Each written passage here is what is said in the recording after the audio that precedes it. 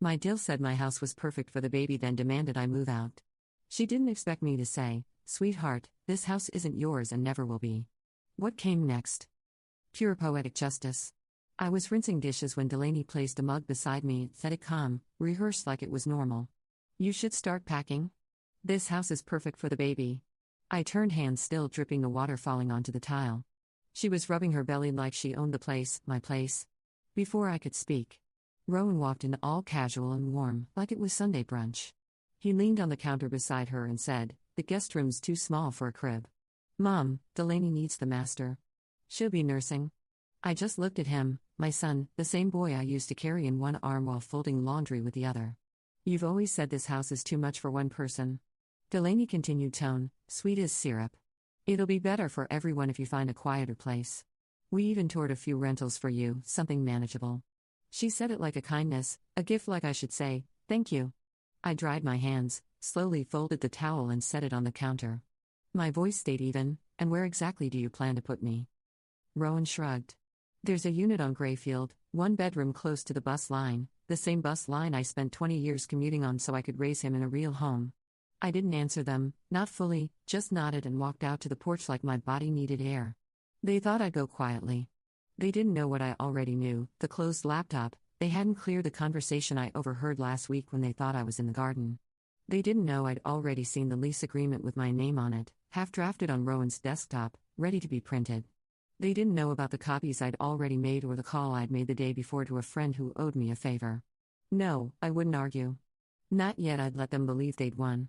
Let them measure curtains and discuss baby names in my house. I wasn't going anywhere except to get ready. 9 years ago, I stood alone on this porch after the funeral. The house was quiet, half-rotted, and my husband, Barrett, had found the listing on a whim. "It's got bones," he'd said, walking the creaking floors like he already belonged. We never got to finish it together. 6 months after we signed the deed, he was gone, but I stayed. The walls were warped. The paint peeled in long, sad strips.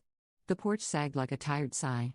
It wasn't much, not then, but I saw what it could be, and I made a promise. I whispered to the rafters, "I'll bring it back to life." Barrett, just wait and see. Rowan was already living with Delaney by then. I didn't ask them to help. Didn't want to. I needed this house to be mine, not a favor returned or a burden shared, so I learned books from the library, videos online.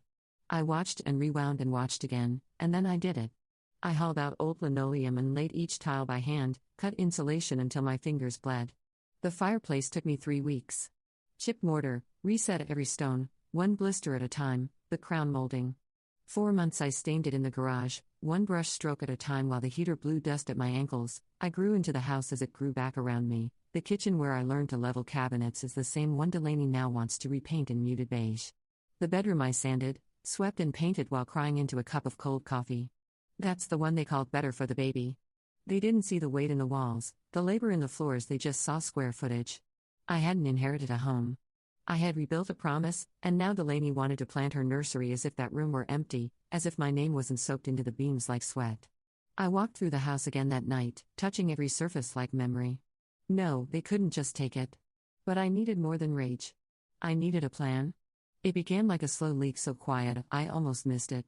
One morning, I reached for my coffee mug, the one from my first solo trip after Barrett passed. It had a turquoise rim and a sun-faded logo of a tiny diner outside Santa Fe. I'd used it every morning for years. Gone in its place sat a shiny pink mug, cartoon elephant smiling up at me, glitter embedded in the ceramic like a joke. I didn't ask. I just moved it to the back of the cabinet and made coffee in a chipped white one I barely liked that afternoon. I came home from the store and stopped short in the doorway. The living room had been rearranged. My reading chair, Barrett's chair, was no longer angled by the window where the morning light hit just right. It was shoved to the far wall, half blocking the bookshelf. Delaney appeared behind me. "Better flow," she chirped, brushing past with a swatch of pale yellow fabric. "The sunlight's too much on that side, bad for baby skin." I stood still while she measured the curtains. Rowan didn't even look up from his phone. The next day, I reached for crackers in the pantry and found only almond flour, cookies, dried fruit, and jars labeled with organic brands. I didn't recognize my shelf. My little corner with peanut butter, pretzels, and saltines was empty. "Clear the junk out," Delaney said breezily when I opened the door too long. "We're making space for what I wanted to ask, but I didn't." Then came the baby books stacked across the dining table like bricks in a tiny pink fortress, pages on sleep schedules and organic formula, swaddling techniques and nursery feng shui. I heard her voice float down the hallway to Rowan. It's honestly silly to have an entire house just for one person.